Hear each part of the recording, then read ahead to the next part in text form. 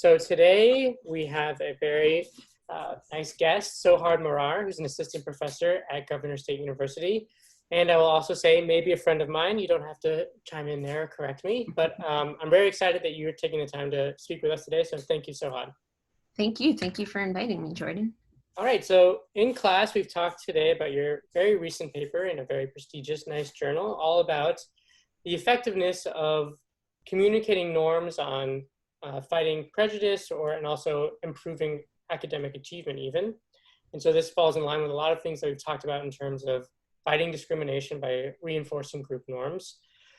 Before we get into the specifics of the paper, I'd like to ask everyone, what are the main research questions that guide your work as a researcher? Sure. So the main question I think that's driven all of my research has been, what can we do to effectively reduce prejudice in real world contexts? And I know that's a very applied question, which for me is critical because as social psychologists, we kind of decide from the get-go that we're concerned with applied issues. We're studying phenomena that exists in social contexts, which means we're studying the social world. So I focus, and my focus has been this entire time on kind of addressing and tackling this problem of prejudice. From there, I have focused on a number of approaches that we can actually take. I think about how we can leverage entertainment media to reduce people's prejudices, to shift their intergroup attitudes. I focus on how we can use social norms and just the power of social norms and social norms messaging to shift people's intergroup attitudes. Naturally, from there are a number of kind of process and mechanistic questions that we think about as psychologists. And so, you always think about, okay, so if I'm producing a certain type of entertainment media, or if I'm going to produce a message about diversity, what are the psychological processes I want to activate to actually shift people's attitudes? So it's a very problem-oriented way of thinking of questions and solution-oriented way of thinking of those questions. I don't know if that... No, that's a great answer. Usually I ask people, why is that an important thing to research? But I think you touched on all of that very nicely. We're going to recircle back to this idea of doing more applied work, because that's something a lot of the people that I talk to bring up as a really important next direction, but you're doing it now. So we're going to talk more about that later. But let's get into a little bit of the findings that I found really compelling from your work. So you ran many nice studies in your paper. I want to ask you a couple specific questions about some studies in particular. So in study 5, you have this finding that marginalized students who watched a video about social norms among their peers in terms of confronting prejudice, they, in turn, after watching this video, reported that their peers were treating them in a more respectful manner, which I found really interesting. And so I think that this could have arisen through a couple of different processes, and maybe multiple processes were going on. I want your opinion on this. So you have this effect, watching this video among marginalized students changes their perceptions about how they're being treated. I should note that all students, not just marginalized students, watch the video. So every student in the classroom watched the video, so non-marginalized ones as well. Do you think that the result that you're seeing in perception of treatment is changing how the marginalized students themselves are perceiving how others are treating them? Maybe more ambiguous treatment is being perceived as maybe not discriminatory, but having another attribution. Do you think it's actually literally changing the behavior of non-marginalized students? Basically, speculate a little bit about what you think might be happening here, because I found it to be such an interesting finding. Yeah, so as far as experiment 5, where we find this effect, it's really interesting because we do also measure something we call in the paper inclusive behavior. So we ask people about, hey, how many times in the last semester have you engaged in XYZ behaviors that we would identify as being inclusive? We don't find a significant difference between our control group and our experimental group. So in light of that, first of all, I think that we definitely need to continue this research and really examine which behaviors are impacted and how that's being perceived. But I think it's interesting in this context where most of the students do report having egalitarian values, that they do care about diversity. You know, the statistics we use and the interventions themselves, those are real. So people are trying already. That's the baseline, is like the people who are kind of primarily in this video, in this poster, in these studies are actually trying, and they do care about diversity. So it's interesting that we don't see this difference between the two groups, but that we do see this difference in the perception of peer behaviors among those marginalized students. And I do think it could be that either ambiguous behaviors are now being perceived as ambiguous and not necessarily racist or prejudiced or, you know, leaning in that direction. And maybe that people are focusing more on those explicitly inclusive behaviors too. I think it could be both things, where ambiguous behaviors are maybe now being labeled for the minority students, for the marginalized students, as innocuous, if not positive. Whereas maybe without that kind of idea and that norm being salient, that might not be happening. It could also be that they're attending more to those positive behaviors as a result of it too. Any of these are plausible explanations for why this finding is happening. I think we do need to do some follow-up work to really explore what's happening there. Right. Yeah, I mean, I think that makes a lot of sense from my perspective. You know, it's also interesting the fact that you don't find a difference in the increased inclusive behaviors measures that you have among non-marginalized students. You know, that could just be an error on the non-marginalized students' part about what they're recollecting. So maybe in the future you could even try and find subtler ways of actually measuring actual behavior, and there you could see, despite the fact that they're not remembering behaving in a more inclusive way, you might actually see it in their behavior. Do you think that's possible? I do think that is possible, and I think that that's certainly a direction that we would like to go in. But you know, as you know, there's only so much you You can can't do it include in all. a Yes, single exactly. study. Yeah. So following up on that, in study 6, you find that marginalized students who watched this video later had superior academic performance later in the semester. And so this is a pretty striking finding. You're finding watching the video in the beginning of the semester, and then a treatment effect on that, leading to better grades in that class. So there's a lot of things that could be happening there, and I understand you can't measure it all. So I'm just going to ask you to speculate here. But how do you think specifically, in terms of a mechanism, how does it translate from watching this video to having better grades? Yeah, so I think so many things can be happening, but one of the things that I think of is that from the get-go, so they watched this very early in the semester. From the get-go, what's being communicated to them is that this is the norm, this valuing of diversity is normative in this space, especially where this professor, you know, is showing this video. We do give them the cover of, like, the university is asking professors to show this video, so maybe it's not entirely driven by the professor themselves, and we do have measures about people's perceptions of the professor. So I don't think it's quite that, but I think ultimately what could be communicated here is that this is a safe space for me as a minority student, as a minority in general. And I personally have experiences. You walk around holding your identity on your shoulders, and that requires a lot of your cognitive capacities in a given situation, a lot of your emotional capacities. In an educational setting, in a classroom, you need your cognitive capacities. You need those emotional capacities to just get you through the challenges of learning. When those capacities are being sucked up by the weight of your social identity, then, you know, they're not free to actually be used in the space that you need to use them. So I think that what happens probably is a little bit of freeing up of these capacities, like, okay, I could let I could let out a breath and I could relax a little bit here and focus on what I need to focus on, because I'm not carrying my identity as heavily as I do in other situations in this particular classroom. I think a little bit of it is that kind of just letting go of one's social identity being super salient, just because there's this norm that's being communicated that makes people feel like this is a space where I don't have to carry it all. That's interesting. And so it almost makes me think, well, first of all, that would be in line with a lot of other research that's come out recently, for example, about scarcity mindsets. We used to typically think that maybe there was this wall between these more social or situational environments that people were in, and then their in the moment cognitive capacity.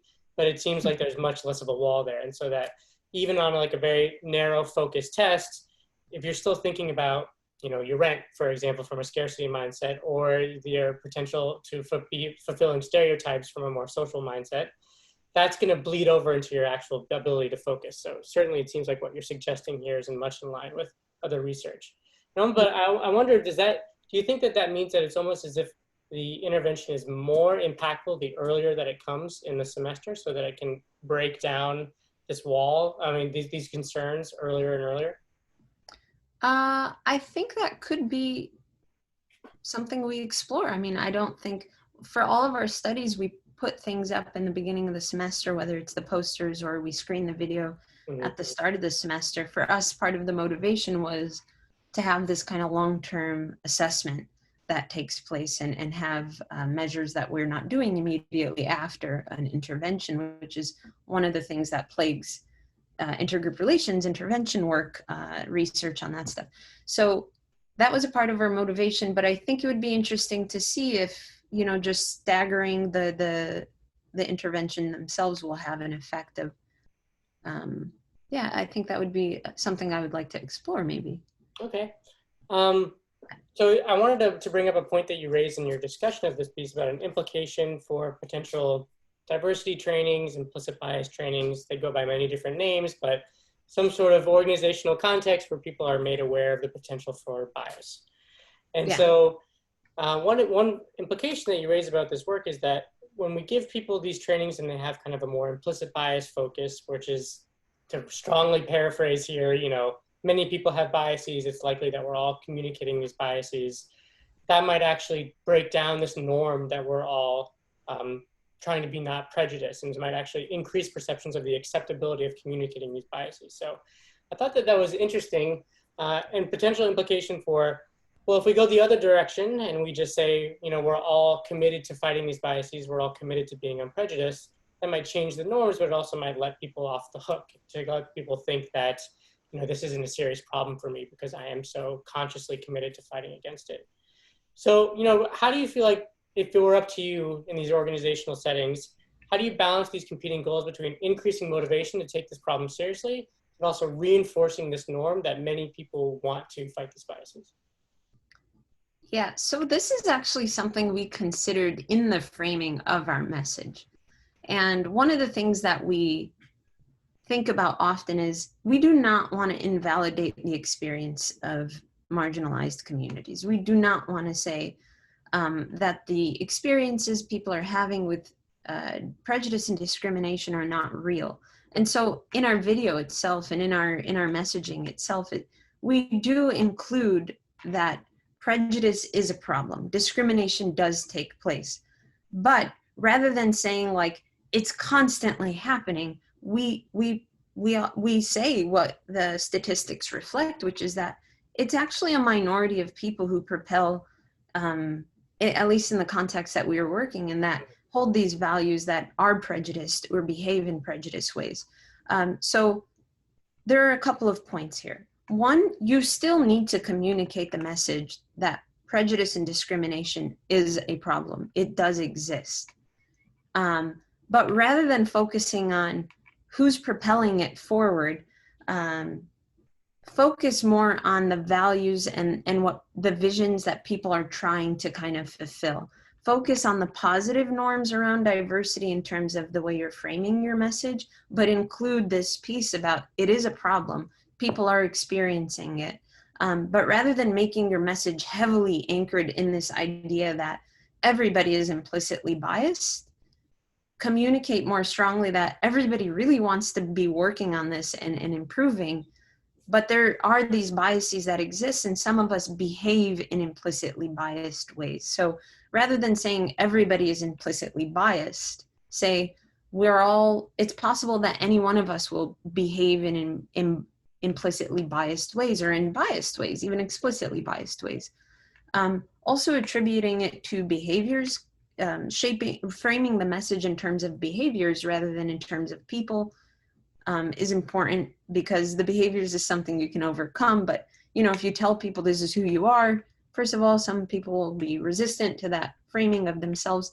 Second of all, that makes it more likely kind of that you'll see yourself that way, and it's acceptable because everybody is biased and we're a bunch of biased people, rather than we're a bunch of people who actually care about diversity, who care about and have egalitarian values, who sometimes fall into these bad behaviors.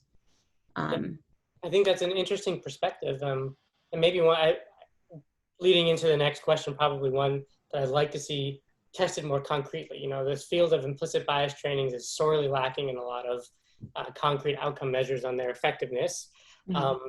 And so maybe we could see even greater effectiveness at the point where we're actually testing these things from like a more straight down the line implicit bias messaging, but pitted against what you're saying here, an implicit bias, but a reminder of overall values messaging as well could be even more effective. So yeah, we'll have to see. And I think, Jordan, one of the things that we all have to be considering is that the existence of prejudice and discrimination, of bias, the various forms of bias, whether it's happening on an individual level, on a systemic level, it is complicated and it is complex. There's not going to be one clear path or one clear message that really will shift what's going on in people and what's going on a micro and macro level. So it would be remiss of us to think of it in very compartmentalized ways. Certainly from a basic science point of view, we want to try to isolate and figure out as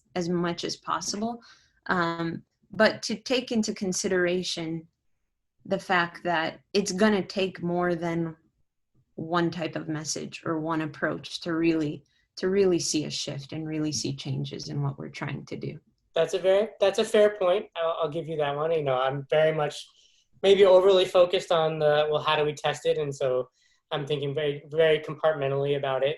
But surely down the road, I hope that we can find that different messages are more effective for different types of people. We can even, titrate or to individualize these types of trainings. But no, and I greatly value that too. Yeah. But actually jumping off that point, that's how we arrive there. Mm-hmm. We got to know what's happening. Jumping off of that point, so I ask researchers who are doing these interviews, what do you really hope that we do in the next 5 or 10 years? And I'm going to ask you that question in about 3 minutes. But many of them say, we need to do more applied and we need to do more field work. We need to bring the insights of intergroup relations to a field setting. You're doing this work right now. And I imagine that for many interested researchers who are watching this video, they also want to do more applied work. So looking past on your experiences doing this type of work, do you have any advice for people who are hoping to do more applied or field research? Well, find a PhD advisor who also wants to do that research. Well, what about, working with partners in the field? Because this is a big trip up for a lot of people. They have very clear-cut ideas about what they want to do, but it seems like it's a constant negotiation with the people who actually have to, oversee this organization or run these classrooms. Do you have any advice in that context?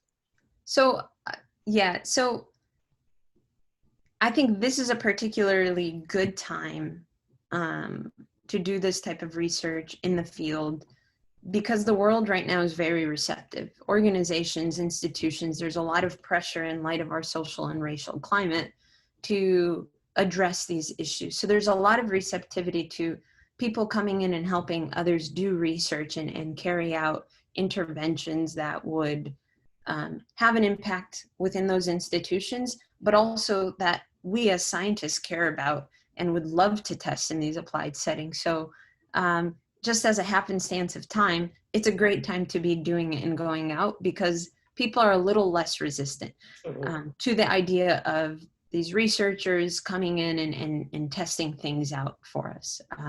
1. 2, that's not to say that there aren't going to be huge hurdles and huge challenges. So we think very systematically, we think experimentally, like, how am I going to optimize the conditions so that I could test whether this effect exists or not based on what we're doing? That's a little harder for people in the applied world, people in the field to really swallow, especially when sometimes it's costly, it's time costly often for us. So showing people what research is showing about kind of the fact that we actually know very little about the effectiveness of a lot that's going on. And the problem is that people are not taking the time to do this. So by all means, you can invest all of your resources and you can invest time in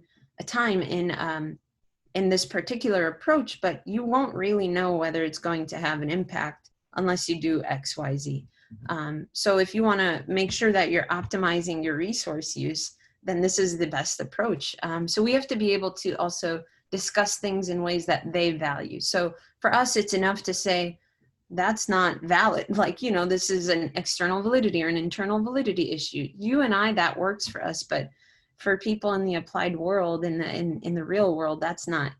They want to know, okay, how am I using my resource? Is this how I'm going to get the most bang for my buck? And so we have to be able to talk in that way. The same way that lots of people in the real world, in the field, take our information and kind of, they're very confident in what they say about our findings, much more so than we are. And that's just natural because of our scientific skepticism. But we have to have a little bit more confidence in terms of how we address what's relevant to even them. Okay, well, that sounds like very helpful advice. I'm convinced, but maybe I was already on board. So last question for you is the same question I just mentioned a few minutes ago. You know, when you think about what the field is going to look like in the next 5 or 10 years, what are the issues or topics that you really hope the field of intergroup relations makes the most progress on? I hope that there is more of a shift. So we often talk about field work and doing it and who's doing it and who can afford to do it and who can't.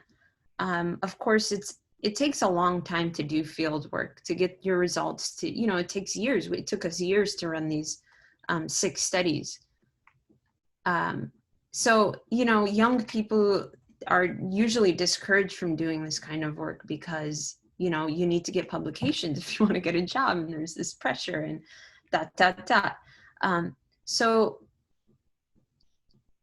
in terms of the field work that we're doing, one, I really do hope that we create spaces in which people can do field work and it not cost them on, you know, the job market, and it not cost them when it comes time to be evaluated for tenure. That would require, you know, some shifts in terms of the expectations for those things. So, you know, not having as many publications, maybe when expecting people to have that many publications on the job market. Changing kind of the incentive system is one piece for social psychology. The other thing is our discipline is super focused on very basic questions, and that's a part of what science is, but I think that there's an imbalance in terms of the basic and the applied questions that we're focusing on. And so I do just hope that we start to consider applied questions more seriously and more critically than we have been, just as a discipline in and of itself. And then as far as kind of the broad picture of what I would hope to see, I would really hope to see, with respect to intergroup relations, some sense of understanding of what's most effective in changing people's intergroup attitudes. We have some information, we do have some knowledge about what is effective. But I think when you think of, for example, diseases, you know what they're studying when they're looking at medicines or treatment plans for various diseases. They're often not just looking, is this effective? Then there's this question of what's most effective. I think if we can collectively come up with the answer to which medicine, if you will, is most aggressive in addressing this social disease, prejudice, discrimination, that would be absolutely wonderful to me. I think that would be incredible. Okay, yeah, I mean, I think you said a lot of very interesting things there. I mean, talking about this with other people so much, it does seem like there's this real thirst for applied and field work. And so I agree with you there that if we change the incentive structure, the studies will follow. People want to do this work, but they feel like something's holding them back. And hopefully down the road, once we have more and more of these types of studies, we can also start to get into the comparative studies that you're talking about here. Not just one-offs about what works, but comparative studies pitting these kind of interventions against each other. And Yeah. we'll learn so much about how to actually tackle this issue. Yeah, hopefully. That's so yeah, you'll come back in 10 years, you'll tell us all about it. So I really appreciate your time, Sohad. Thank you so much for talking to us. Thank you. Thanks, Jordan.